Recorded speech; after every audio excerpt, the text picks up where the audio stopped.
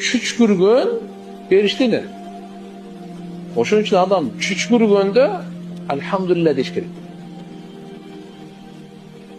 Bu perişte de bu arada çüçkürgü arkalı adamdagı köptөгөн ziyandı zatlar çıkıp ketedi.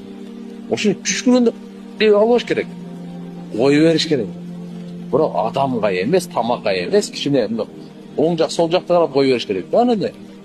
Анын адамдын бетине же тамакка коёсоң, шерменде кылбайсың. А бирок чүчкүрүп койгондо кое берип коюш керек экен. Кээ бир ушундай зыяндуу заттар ушу аркылуу чыгат. Ошон үчүн алхамдулилла дейиш керек да. Ошо Алла Тааланын нематы бул. Чүчкүрүү Алланын нематы. Неге? Алланын нематы. Ошон үчүн алхамдулилла.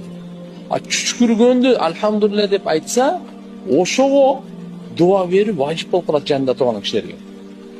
Yarhamukallah деп. Мусулмандын 5 акысы бар го.